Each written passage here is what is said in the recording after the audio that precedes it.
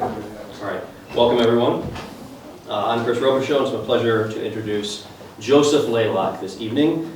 Joseph Laycock is Assistant Professor of Religious Studies at Texas State University. He's written a few books, one of which is called Vampires Today, and the other one is called The Seer of Bayside. He's a blogger for Religious Dispatches and the author of this amazing volume, Dangerous Games, What the Moral Panic Over Role-Playing Games Says About Play, Religion, and Imagined Worlds. So please give a warm welcome to Professor Laycock.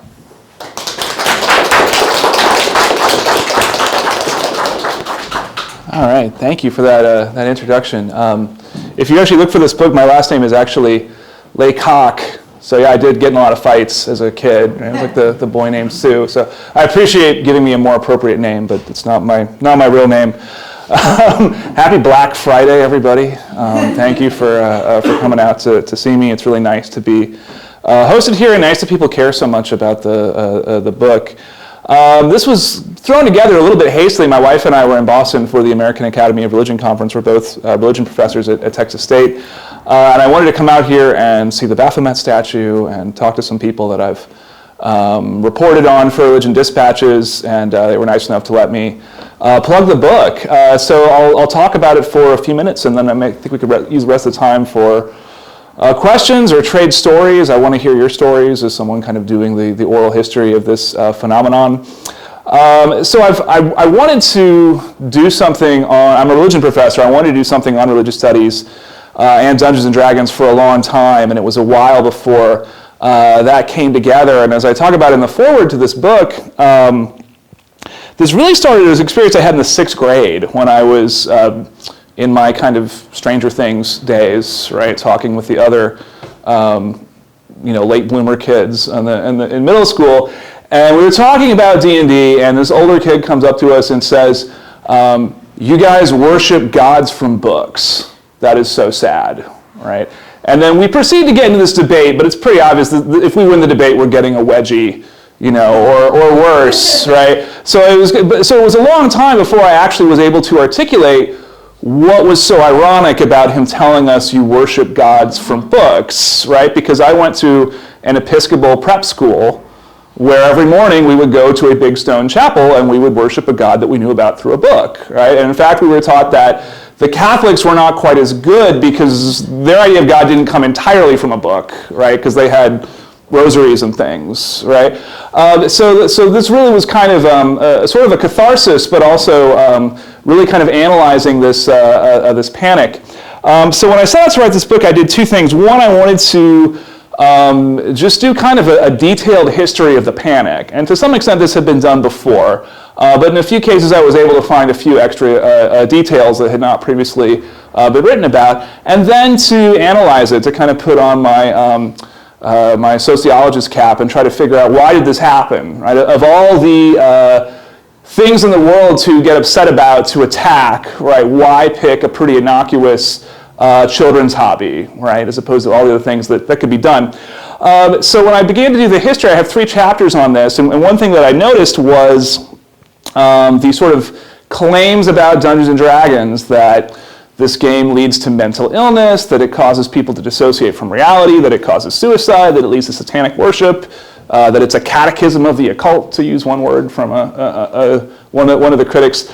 These they don't happen in a vacuum. These are all sort of writing larger trends in American culture. So this begins in the 70s. Dungeons and Dragons was created in 1974. And 1979 is a case that probably most of the people in the room have heard of, involving a kid named Dallas Egbert, who disappeared from college.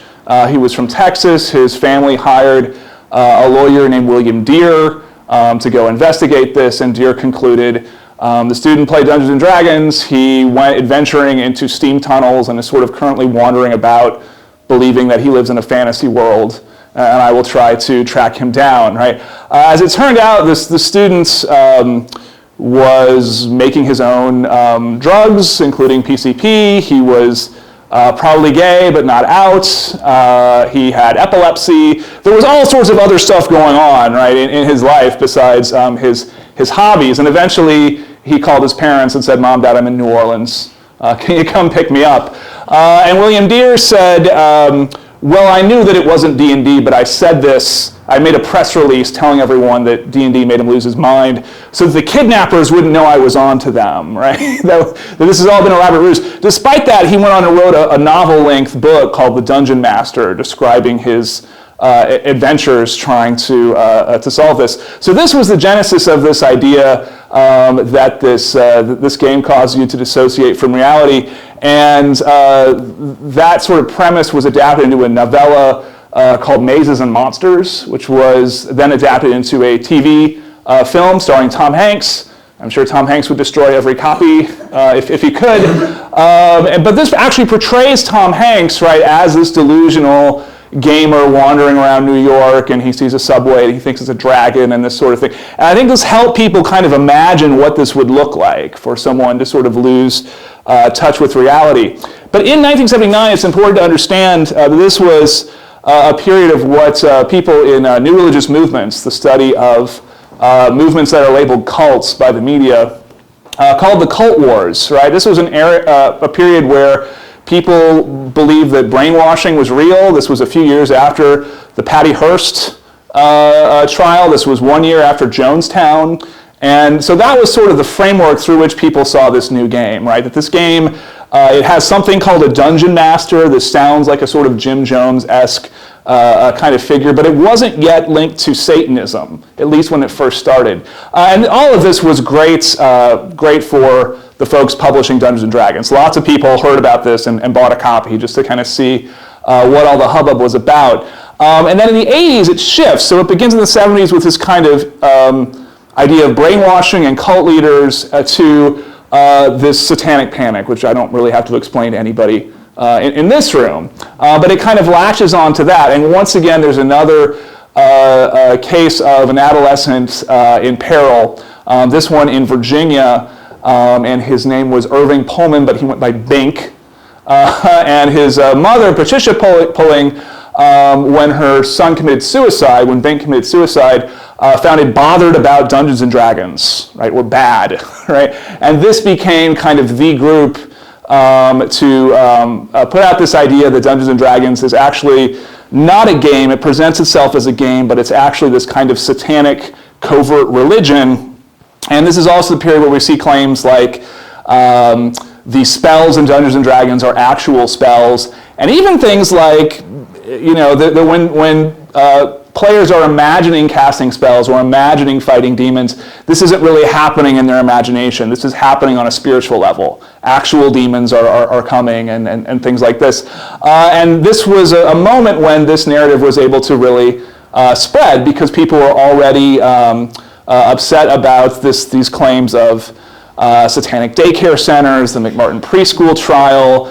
This got featured in Geraldo, and it really got quite big, and I was able to find some documents from this. The most disturbing thing that I found was Patricia Pullman in BAD wrote a guide for police to interrogate kids playing D&D. Right? It was sort of, here's what you should ask them. And it was things like, find out who the dungeon master is. Right? And the kids will lie, and they'll say things like, we take turns being the dungeon master. Right? But that isn't true. Right? That's their sort of I am Spartacus tactic. There's a dungeon master, and you got to figure out who it is. Another one was, have you read the Necronomicon? Right? That was another one that police were supposed to ask adolescents, right, who played this game. And eventually, a group formed called the Committee for the Advancement of Role-Playing Games, which is still around and was a huge help in kind of finding all the archival materials for this research. And they had heard through the grapevine that police all over America were being given this document. And they went to the local police and they said, can I please see this document? And they said, you know, we don't have that, or we don't know what you're talking about, or you can't see it. And then he kind of heard through the grapevine that they had written Pat Pulling at BAD and said, you know, some of those D&D cultists who are around here asking about the document. And eventually, of course, as D&D stopped being such a deviant thing, it got pretty mainstream. And so it was only a matter of time until there was a police officer who also played the game and said, this is kind of messed up. I'm going to photocopy this and send it along. So I was able to find that. You know, when I get home, I'll scan it so you can have one more thing for your library over here, right? You guys have a great collection back there. The other thing I found out was I actually tracked down Bink's dungeon master, right? And he said, I will, don't name me, but I'll talk to you. And he was an honors English teacher at the time, and D&D was sort of a reward for the honors kids, right? If you did all your homework, we'll play a little D&D. And he said, I think that Irving in his entire life played about 8 hours of D&D in his entire life. But that we knew that he had some mental problems, that he was going through emotional problems. His claim was that both of Bink's parents were having an affair. And so you can kind of see the impulse to want something else to blame a tragedy like the death of your child on, right? Other than sort of things that you kind of let go or problems in your family. It's very comforting in a way to think that this was because of a game. In fact, what Patricia Pulling eventually alleged in her book on Dungeons and Dragons was that this game had sort of brainwashed her son with the goal of sort of turning him into a Manchurian candidate that would then go and kill his own family. And this kind of hypnotic command from playing D&D was so powerful that the only way he could stop it was to commit suicide, right? And so he had actually not really committed suicide, he had actually sort of martyred himself to protect his family from this game. And I think a lot of the reason that people listened to Patricia Pulling was not because her ideas really made sense or kind of stood up to independent verification, but it was just this narrative, right, of I am this mother, right, and this is what happened to my boy, right, who I loved. And so this was definitely the peak of this, right, the 80s. It did go on, though. It died a very slow death, so it went on into the early 90s, and then as late as 2001, I found crimes that were still being blamed on D&D, right, if some adolescents murdered somebody or something like this, that would be looked for as kind of an explanation. When Columbine happened, some people said D&D. As late as 2013, I saw on the 700 Club, Pat Robertson was still squinting and going on about how D&D destroys lives. And I noticed in the 90s it kind of went through another shift. So we went through what really scares us is cults, and D&D has something to do with cults, to what really scares us is Satanists, and D&D has something to do with Satanism. And in the 90s, I think it shifted again to really this discourse of super predators, right? In 1996, this was when all over America, curfew laws were going into effect for teenagers. They couldn't be on the streets at night. Both Bill Clinton and Bob Dole said, I will protect America from the super predators. And what they were sort of using this dog whistle was super predators are black, right? Super predators are black teenagers. But it's sort of, I think, bled over into this idea of, there's a whole generation of teenagers that is dangerous, right? And so by the 90s, you had the White Wolf games. And so there was this kind of claim that this is indoctrinating students into this kind of nihilistic source of violence. And there was a book associated with this called Body Count. And Body Count basically argued that this whole generation doesn't have a conscience, right? It called them growing up in conditions of moral bankruptcy, and basically said we need to just put them all in jail and start over with a new generation, right? Get a clean slate. That was what was advocated. So the first half of the book is kind of outlining just the trajectory of this, because as a historian of American religion, I actually think this is an important moment in American religious history, and especially in the history of what some historians call the New Christian Right, right? This kind of post-1970s form of political conservative Christianity. The second half of the book kind of theorizes this, and I begin with these three suspicions about the panic. Right? So there were lots of other things out there that conservative Christians didn't like, that they felt were unwholesome, lots of things, right? But they weren't always framed as being religious. So it was odd to me that they made this claim that this game says it's just a game, that it's just a source of entertainment, that it's just a hobby, but it really isn't. It's actually this rival religion. The second suspicion I had was that the creators of Dungeons and Dragons, Gary Gygax and David Arneson, were Christian, right? And they weren't just sort of Easter and Christmas Christians. Like that, this was a big part of their lives. They did missionary work. Gary Gygax, it seems that at least one point in his life, was a Jehovah's Witness, right? And if you read D&D, especially if you read the first edition and even the second edition D&D books, it's very obvious, right? These are games that posit that good and evil are these absolute categories that control the universe. There is a cleric class, which we're sort of used to that, right? Because we grew up with this. But if you stop and think about it, that's very odd. And then if you look at the spell lists, right? Turning sticks into snakes, creating water, raising the dead. There is a somewhat obscure passage in 2 Kings where children are mocking Elisha the prophet because he has a bald head and he summons 2 she-bears to kill all these kids. Well, sure enough, that's like a 6th level cleric spell, as you summon 2 bears, right?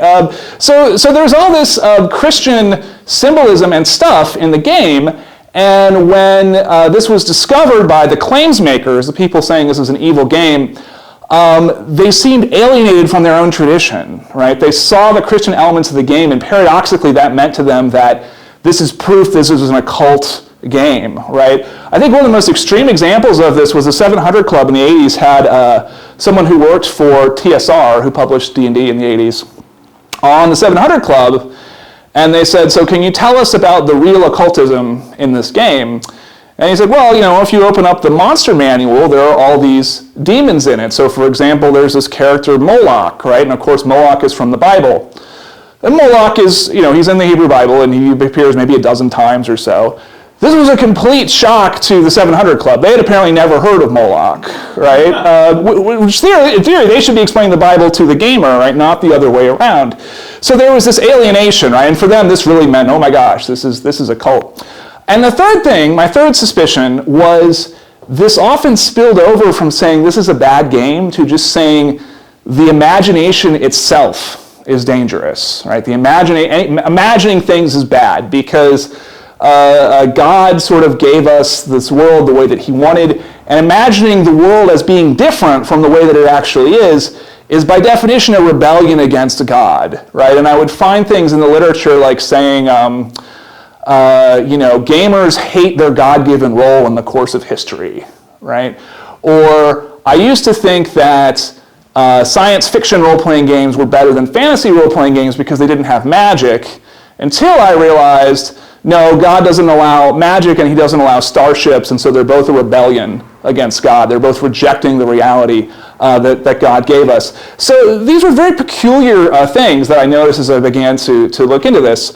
And so I'm trying to kind of make sense of how can I explain this. And I want to be fair that I'm relying on what's sometimes called the hermeneutics of suspicion, right?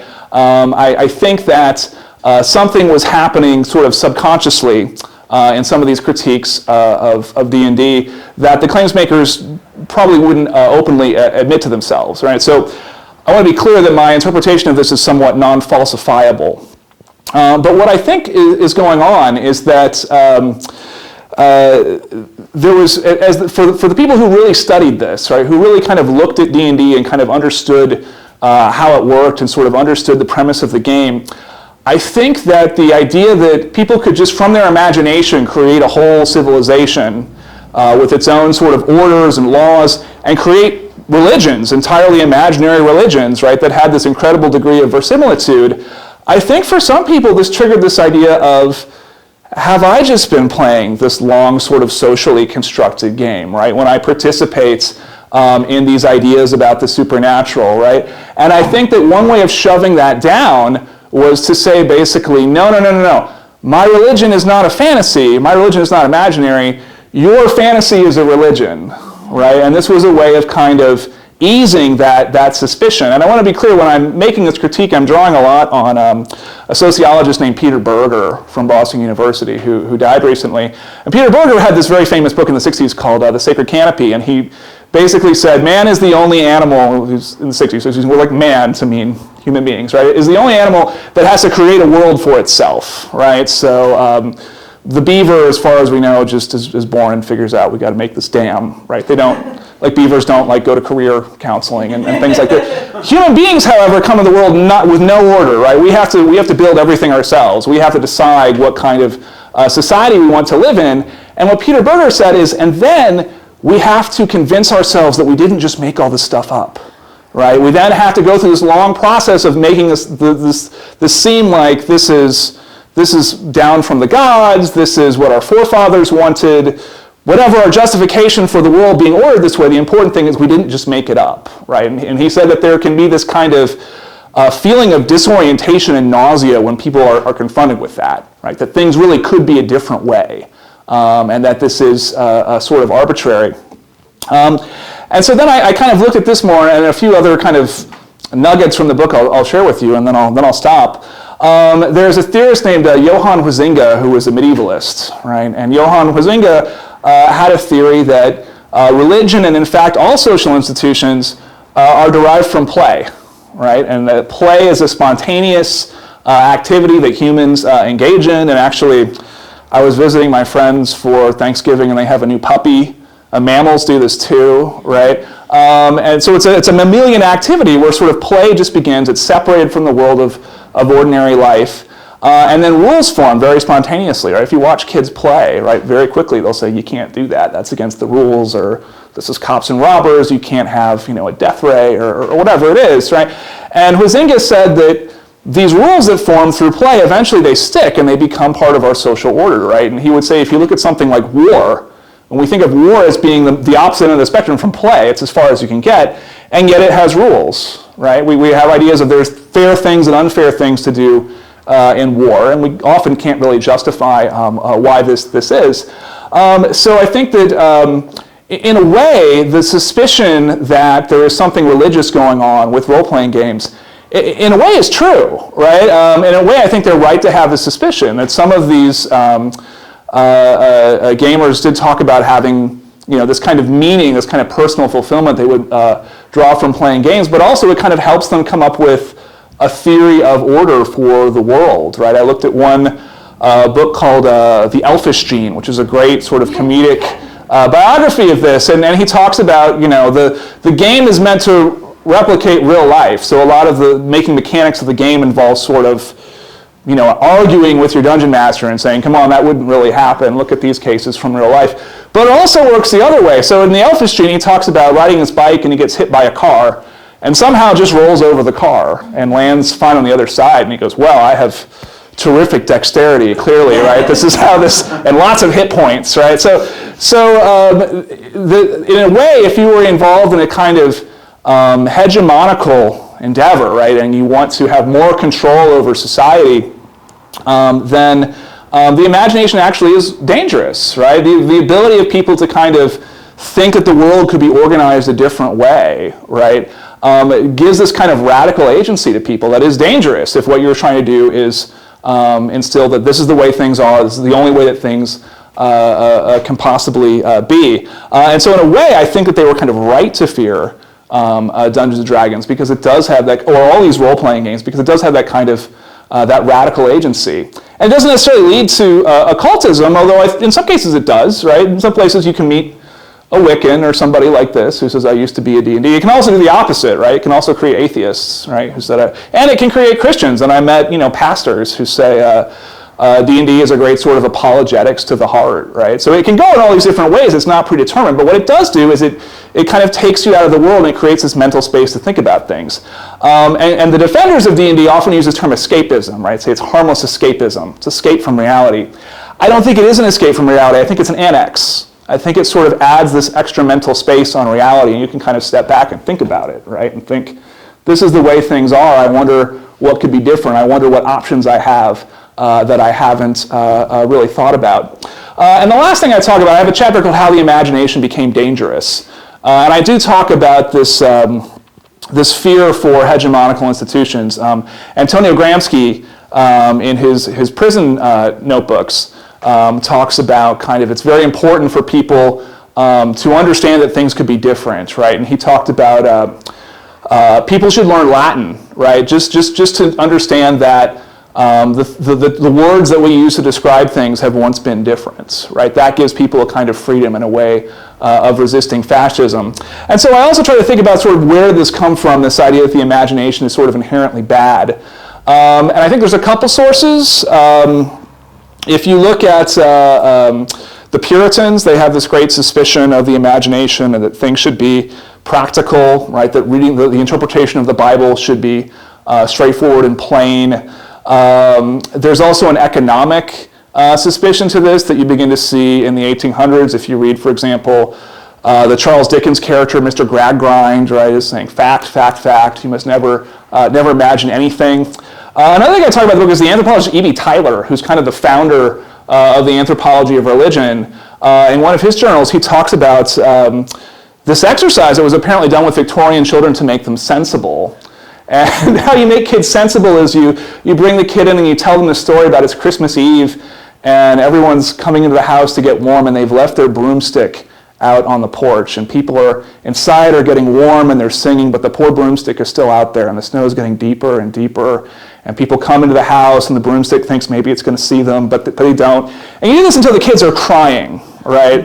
And then you say, you stupid children, it's a broomstick, right? Broomsticks don't have any sense. Don't waste your empathy on them. And this is so they'll be practical, right? That they can be good kind of businessmen. So this is another angle, and we can see also looking at the 18th and 19th centuries, things like reaction to the novel. Thomas Jefferson called the novels, said novels are a mass of trash. This fear that women should not read novels, that this will kind of cause them to, they won't understand that the things in the novel are not real. Which is also interesting. There's these valences, right, where the fear that it's never that affluent white men are going to lose track of reality, right? It's always women, it's adolescents, so it's always kind of this sort of top-down concern. But I think the most important one for understanding the claims about D&D is biblical literalism, right? This idea that the Bible must be read as an inerrant document that is true historically and scientifically, right? Not that, so, there are other people who read the Bible and say, well, Genesis it's an important story about human beings' place in the universe, about their relationship to God, but it's not a geology textbook, right? But biblical literalism kind of takes away that ability, right? It says things must all be true in the same way, so that annex I was talking about gets flattened out, right? And this creates people who are not very well equipped to think about the imagination, right? And so a lot of these experts, these sort of cult crime experts who are talking about D&D and its dangers, at the higher levels are the ones who are producing these ideas are frequently delusional, right? Rebecca Brown talked a lot about this. Her medical license was revoked because she was basically causing her patients to overdose on drugs and performing exorcisms on them. John Todd, have you guys read the Chick Tract Dark Dungeons? Has everybody here seen that? If you haven't, look it up online. At the end of that, there is a preacher with this big handlebar mustache, right, saying, let's all burn our D&D books, and I used to be a witch, and now I'm not. The guy with the handlebar mustache is supposed to be John Todd, right, who was also a conspiracy theorist who said that he used to be a witch, and he died actually in a mental institution, right? He was not a stable individual. And so I actually think that quite the opposite is happening. It's not that people are ending up like Tom Hanks and are sort of becoming delusional, and the more they play, the more they dissociate from reality. I think if you never play, if you sort of cut off your ability to engage in the imagination, it's like a muscle that atrophies, right? And so the irony is these people who are claiming these kids playing D&D are lost in a fantasy world where they get to be heroes fighting evil, right, are claiming that the world is run by Satanists and witches and I'm the only one who can stop them, right? So who is really lost in a fantasy world, right? And I think that comes from a kind of an inability to just let the imagination be imaginary. And I was talking with some of the folks here at the Satanic Temple before this started, and this actually had a very interesting dovetail with kind of the Satanic Temple's attitude towards the importance of art, ritual, and so forth, right? That even if you don't make sort of literal claims about the supernatural, that these things still have a kind of value, right? And a way of kind of maintaining these mental muscles. So these are the big themes of the book. I'll talk very briefly about the cover, which I'm very, very proud of. The press said there's no budget for a cover, so just do whatever you want as long as it's free. Right? And if you guys have ever seen the first edition Dungeons & Dragons book, right, is this enormous red demon holding a scantily clad woman, and there's a fighter and a knight attacking it. Obviously, this was gold if you're trying to prove this is a satanic game, right? And so I had my good friend Dave Frankel from college, who's an artist, and I said, can you do this? Can you replicate this image, but have the demon holding a middle schooler right? Instead of a scaling-clad woman, and can you have the knight and the wizard be Pat Robertson and a soccer mom? And so if you come up and look at this, she has a little soccer ball on her shield, right, to show she's a knight of the soccer mom. It makes a great gift for the holiday season. Anyways, why don't I stop there, and if people want to have questions or share stories or correct me about something I said or anything like that, we can take some time to do that maybe. Yeah. So anecdotally, I've noticed over the years that a lot of folks in the military enjoy Dungeons and Dragons. I was wondering in your studies if you trace that back to a specific time when that started. It doesn't resonate, I think, with a lot of other people in the community. Why would the military play this? But it is fairly beloved in certain circles there.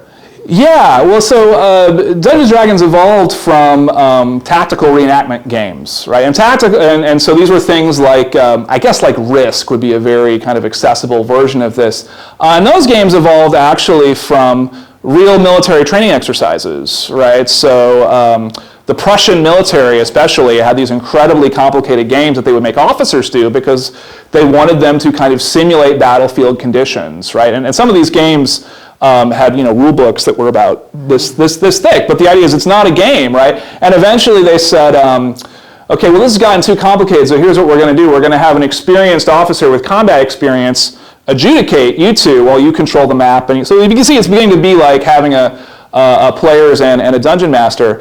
And as far as I can tell, fantasy games kind of evolved from these nerds sitting around sort of reenacting different battles, the Siege of Leningrad, the Battle of the Bulge, and so forth, and saying like, what if there had been a dragon at the Siege of Leningrad, right? Well, what would happen if you hit a dragon with a tank shell? Would that kill it, right? And it just sort of evolves from there until eventually they have a fantasy game, and then it's still very much a military sort of reenactment game, and then it sort of gradually evolves from there into you actually have these characters, and the characters are a little bit more powerful each game you play.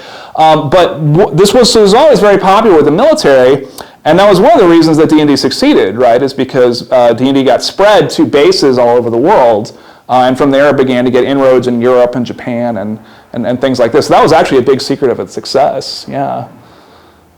There was commercials I remember seeing probably 20 years ago for the Marine Corps, and it was a knight fighting a dragon, but today it's Marines. So I could imagine the military, folks who are in the military, liking that kind of imagery, that kind of, the knight on a quest, because the Marine Corps were using that imagery as an enlistment tool.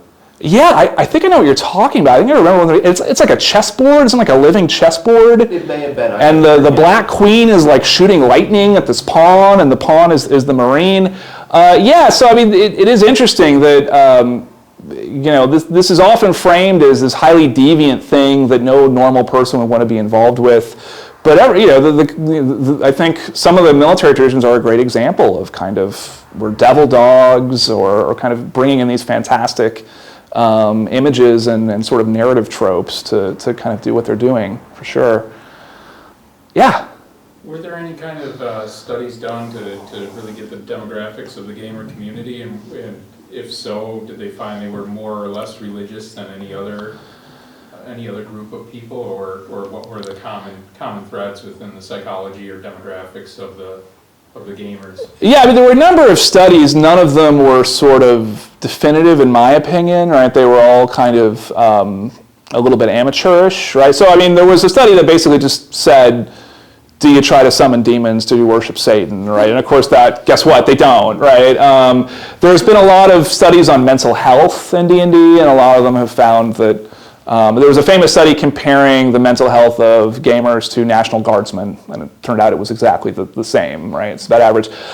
Wizards of the Coast, which is currently the publisher of D&D, they did a survey, but they really just wanted to see who was our market. They weren't interested in, but they did find that in the 21st century, this has gone from being a very kind of obscure activity to a very mainstream one, right? So they were able to find thousands of people doing these hobbies kind of from all different walks of life and all different age groups, and a lot more women than there used to be. It used to be a pretty male-dominated field. There's also a really interesting case study by a psychologist who has an adolescent who has slit his wrists, right? And he's been institutionalized for this. And he says, do you want to play some D&D? And he says, make a character. And he says, okay, I want to be a lawful evil character. All right, and this was one of the things that really frightened people, is that you could choose to be an evil character. And they say, okay, you meet this guy, and he wants to hire you to go on a quest. And he says, I want to seduce this guy's daughter and then murder him and take all his money. And the psychologist says, okay, you can do that. And then later he says, why would somebody, kill somebody's father? Why does that occur to you as a thing to do? And then it eventually gets into, this is actually accessing all these things that this guy has going on with his family, right? And it was sort of this Rorschach test, right?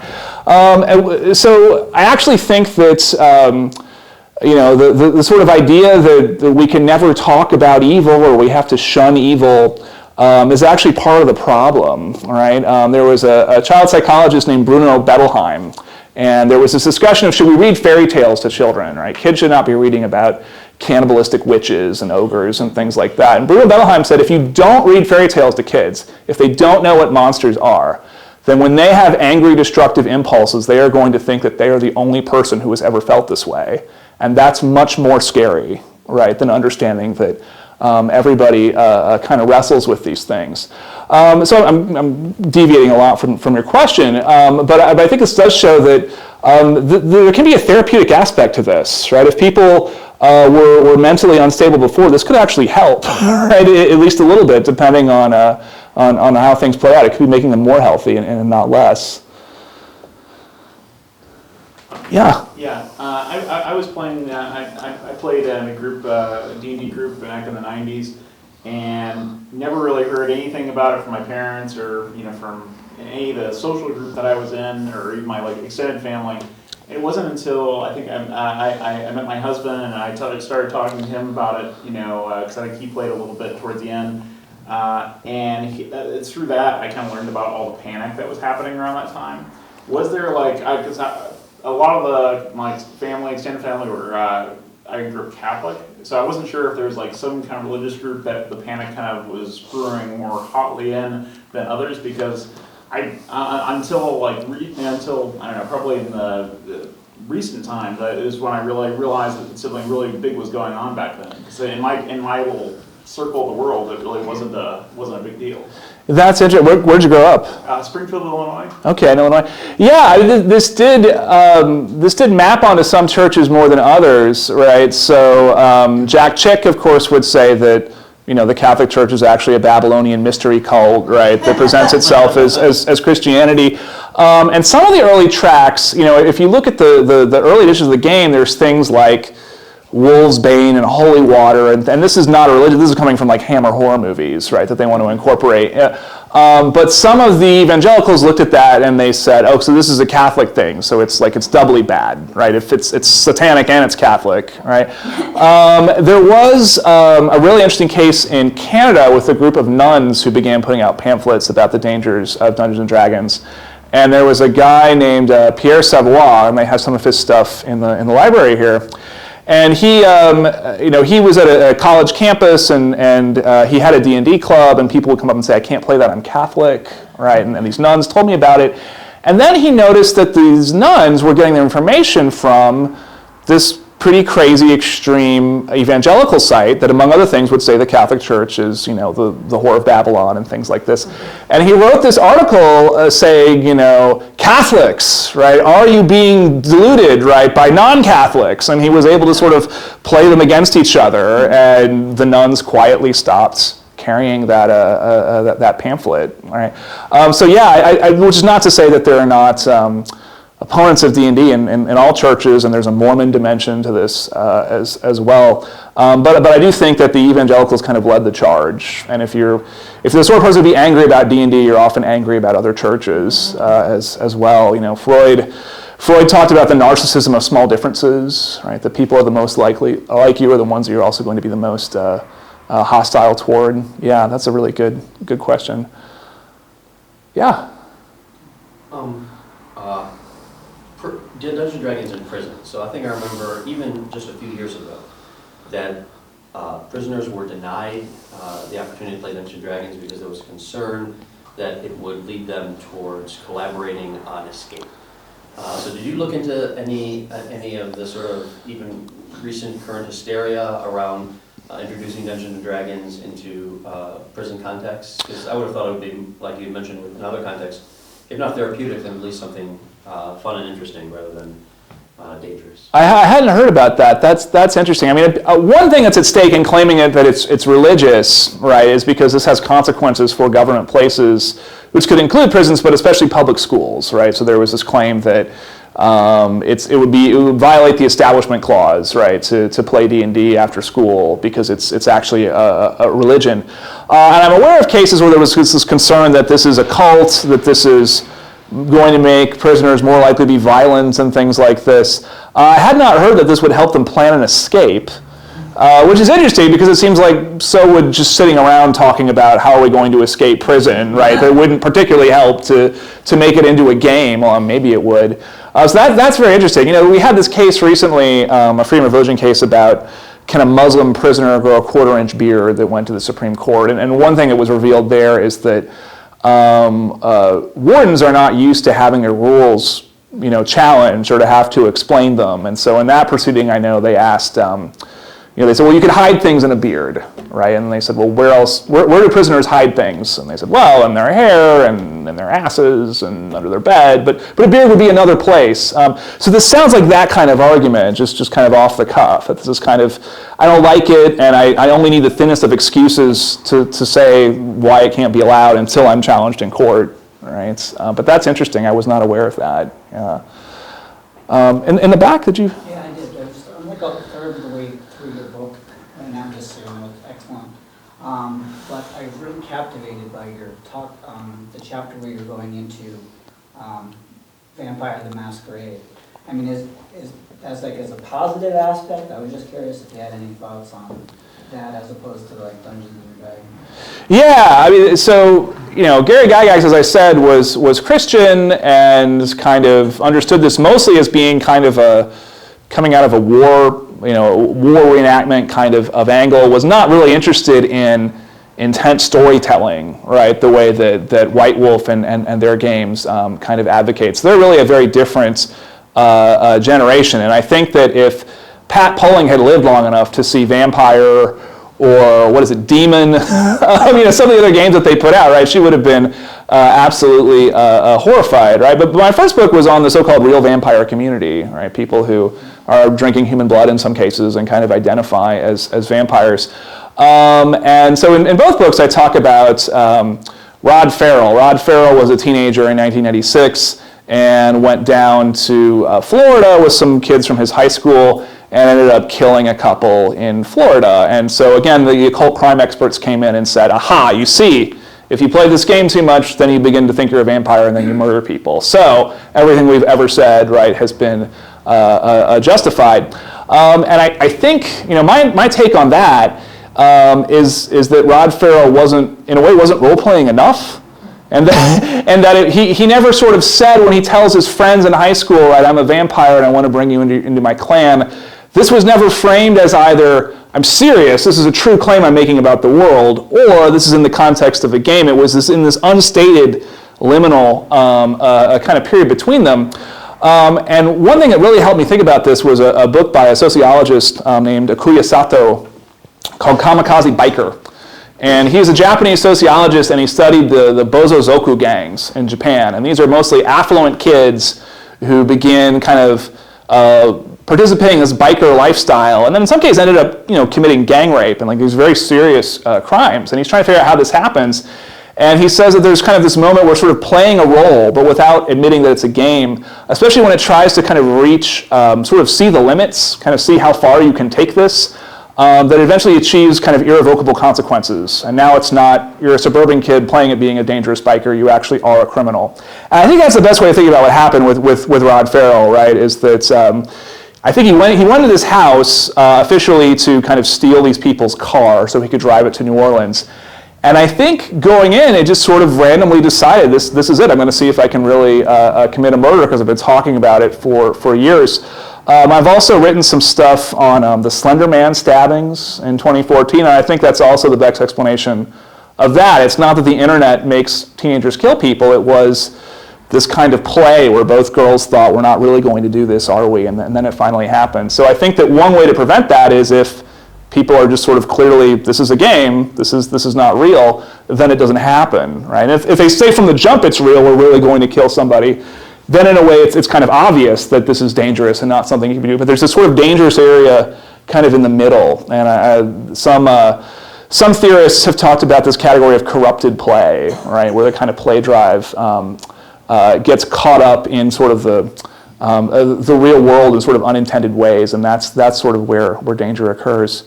Yeah, you brought up vampire. Other stuff with vampire that seems significant or that you wanted to talk about? Just like, it's excellent. I had to reread it again. Back to the beginning. I had to reread it. I mean, I think vampire is excellent. Right? I mean, I think Vampire the Masquerade is a really excellent game, and I think that whole World of Darkness series that they did. And I talk about this a little bit in the preface, but when I was still at aforementioned Episcopalian prep school, right, I would go over to the University of Texas and play in their vampire LARP, right? When I had to lie, I had to say, oh, I'm 18, right? Let me play. And it really did feel like this is great. I have this other world where I'm not, this nerdy misfit kid, right? I'm like talking to the Primogen and organizing a clan war, and there's these college women in black leather everywhere. This is awesome, right? And I think it was good for my kind of self-esteem to have that kind of alternate world that I could inhabit, twice a month or however often the game met. Yeah. Yeah, you haven't gotten stuck yet. Two questions. Where do you blog and what do you blog about again? And then, did nobody ever stop to think, many teenagers murder people, but let's focus on this guy because he's a vampire. Or many people go missing, but this kid played D&D, so we're going to build this whole theory. Numbers. Did numbers never occur? Yeah, no, there's actually a book by a mathematician. I want to say his name was Paulos Allen, but he uses the claims about D&D to show how people are mathematically illiterate, right? Because Patricia Pulling had what came to be called the trophy list, and the trophy list was, these are all suicides and murders that were tied to D&D, right? And in some cases it was very intellectually dishonest. I mean, one of these was from the National Enquirer or something like this, right? But people crunched the numbers and they said, well, that looks bad, but if you look at how many gamers there are in the world, right, if this is the number of people killing themselves, that means statistically you are less likely to kill yourself, right, if you play this game. And so there's also a really interesting case study in sort of how people who are kind of not trained to think scientifically or statistically kind of have this heuristic way of homing in on certain factors and mistake causation with correlation, right? And sometimes you don't want to look at the other factors, right? When Patricia Pulley is asking herself, why did my son kill himself? Of course she wants to look at it was a game. But in other cases, I think it's just sort of more new and it sort of attracts people's thought. Yeah, it's exciting, whereas the other things, that your dad beat you or something like this is something that's familiar and sort of uninteresting and certainly doesn't make good copy, right? I mean, we could talk about the media's role in all of this as well. So yeah, there's a lot of reasons for that. And then a curious side effect is by the end of the 80s, there was the so-called D&D defense, right? Which was, these are people who had committed murder. Sean Sellers attempted this, right? Who I think a lot of the Satanic Temple folks know about in 86, killed his, I think it was his father and his stepmother, or maybe his mother and his stepfather. And these anti-D&D people came in and said, you did all this because of D&D, didn't you? And he sort of says, yeah, and Satanism, right? And by the end of this, there were people that were literally, they were on trial for they robbed a gas station, right? And they're like, well, I thought the gas station attendant was a troll, right? Because I was dissociated from reality, and so none of this is really my fault. So once that kind of error of correlation and causation was out there, then people tried to sort of spin it, right? Make it work to their advantage, right? And so that kind of worsened things as well. I don't have a blog, but if you just Google Joseph Laycock, right? My website will come up, and I write for Religion Dispatches and the Bulletin for the Study of Religion and a bunch of other places, and yeah, you can just sort of have at it. Yeah. Other people? Yeah. You mentioned corrupted play, and so at the end of your talk, you talked a little bit about the people that the people kind of perpetrating this ended up being delusional themselves. In your research, have you kind of figured out what do we do about other corrupted play today, like Alex Jones? And is there, when someone is so deep in their corrupted play, is there something that the people that are just along for the ride can do?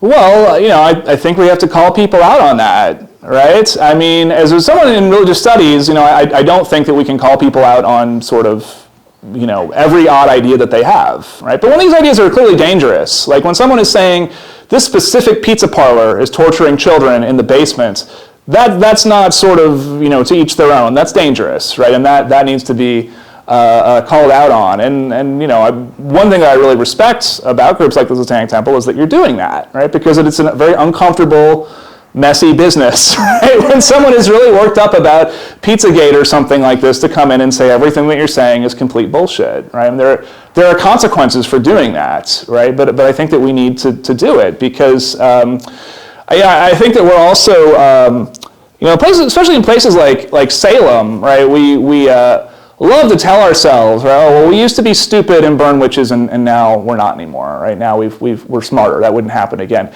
And it's just not true, right? We just keep doing this over and over again. And so I really do think that the answer to people who've kind of gotten lost in their own fantasies is to say, hey, look, these are your fantasies, and they're dangerous fantasies, right? Fight dragons in your basement, not on Yelp by saying this pizza place is a kiddie torture dungeon, right? Yeah. Yeah, I'm just curious because it's of vital importance to our Satanic Panic archive. Just wondering if any Christian groups created an answer to Dungeons and Dragons similar to some of the Christian video games that have come out, because I think that would be very amusing and we would need to acquire one. Yeah, no, there is and you can, right? And I think it was called Dragon Quest. But there was a Christian role-playing game, and it was really interesting because it was loosely based on kind of C.S. Lewis, right? If you've read C.S. Lewis, he creates fantasy worlds that are actually sort of biblical allegories. And so it was a very ham-fisted C.S. Lewis. So you're adventuring in the world of Eden again, right? And your characters are the twice-born ones, right? And then to fight monsters, I think you got to roll like a 20-sided die, but the monsters only got to roll like an 8-sided die or something because good had a statistical advantage over evil, right? And then there were these rune words. The rune words were Bible passages, and you have to recite the Bible passages at the right time correctly from memory to win the game, right? So the dragon attacks you.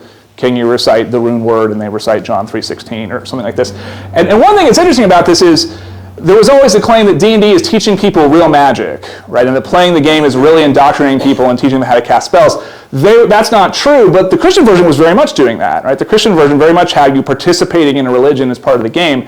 And the irony is that when this game was released, it did terribly because Christians said this is an even more subtle attempt, right, to trick us and lure us into Satanism. And nice try, but we're not falling for it. So I suspect somewhere in some warehouse are stacks and stacks of Dragon Quest that nobody bought, and I would like to play it. I think it would be fun. Yeah. Yeah. Go ahead. Just as an addendum to that, like people are still making things like this. There's in fact a specifically white Christian nationalist role-playing game out there. Not a thing that's selling a lot of copies, but the people try and make games that are just about their ideology to try and push it on people. Yeah, I know Varg Verkirnes, who committed these murders in Norway, made a role-playing game, and from what I hear, it's the most boring role-playing game ever because it's about survivalism, and you start off growing sheep, and then you harvest the wool and you knit it, and then I think after like 10 years you can like fight Odin or something like that. But there's a lot of sheep and herding in the meantime.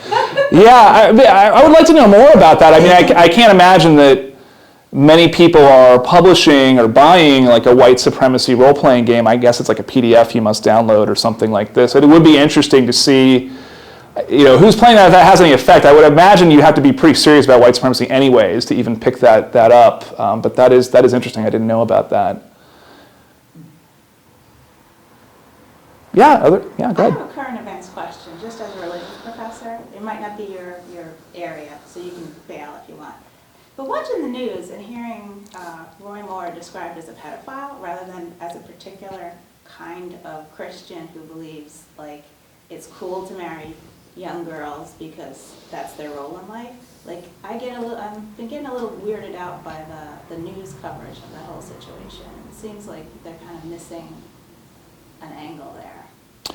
Like it seems like he's part of a very particular branch of a religion more than like an outlier that's different, like a one-off. Yeah, I'm gonna totally duck your question because I don't know a whole lot about Roy Moore's church or kind of how this is being spun. He seems like a scumbag to me. I mean, I think I'll go on record saying that. As far as kind of the defense of this from a religious angle, I don't know a whole lot about who's making that defense and how they're justifying it. So I don't want to analyze something that I don't actually know that much about. Yeah. I'm going to have a disappointing story. I played a lot of D&D as a kid, and I also grew up Catholic, in a very Irish Catholic family. And Irish Catholicism, as I said recently, is a very petty, very superstitious version of Catholicism. I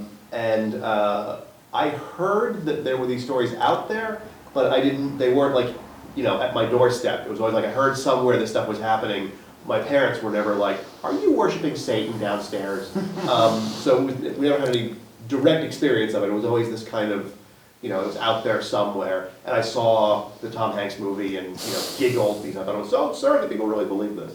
But yeah, it was always sort of a remove for me. I never had any direct experience, although I did have a friend in high school who was crazy and thought that Necronomicon was a real book. Well, I mean, and then he could have formed a successful anti-D&D campaign because they thought it was a real book too. I mean, it's still, I'm aware of a case right now where someone is on death row, and primarily because he owned that paperback Necronomicon, and they said this proves you're a Satanist. Satanists murder people for whatever reason. We have an unsolved murder in our town. You own this book, you must have done it, right?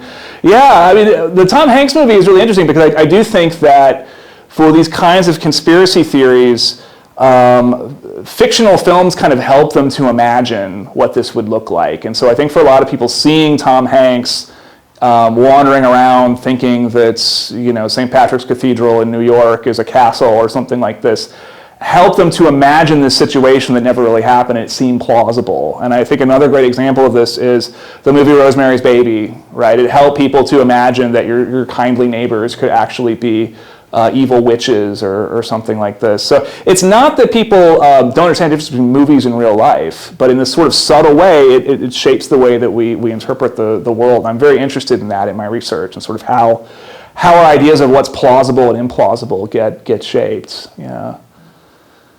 Yeah. So it's kind of interesting that you mentioned Wizard of the Coast now being the publisher of Dungeons and Dragons because they originally weren't TSR, Wizard of the Coast, separate companies. But at the time, Wizards of the Coast was publishing Magic, and they had to worry about some of the same things. They had a very long period where they had to remove some pentagrams and some existing art. They stopped publishing demon and devil cards because of this. And I think that it's because of that experience that the most recent editions of D&D have actually gone back to including a lot more evil in them, like having half demons as a playable race in the core edition, and just more transgressive things that have been in past editions of D&D. They have now a canonically androgynous bigender god. That's something you wouldn't have seen in previous editions of D&D. So I feel like the experience that Wizards of the Coast had living through some of that satanic panic as a company, they're a lot more willing to do things that evangelicals kind of would really disapprove of nowadays. Yeah, I'm really glad you mentioned that. And of course, markets are a big part of this, right? So when Gary Gygax was running TSR, he was really going for the gifted child markets, right? And he hired, I think it was Joyce Brothers, who was a psychologist, to come out and say this game develops cooperation and things like that. And I think also one of the reasons, there's a book called Scapegoats and Moral Panics by Stanley Cohen, and they say one of the things you need to have a really good moral panic is an opponent who can't hit back, right? So if the only players are mostly kids, right, they don't have lawyers or resources, that's ideal. Now that average players are grown-ups, right, you can do very different kinds of things and they can be marketable, and it's not as much fun for people to make claims about these games because you can get sued or laughed at. I guess something similar with comic books, right? It used to be you went and bought comic books at the rack at the checkout aisle in the grocery store, and now that there are comic book stores, they can do much more kinds of transgressive things. So there's a similar shift there in market. And there was a whole moral panic about comic books, right? The 10-cent plague is a really great historical account of that. Yeah. Big hand for Joe. Thanks, guys, so much. Thank you so much. Oh, thanks for having me.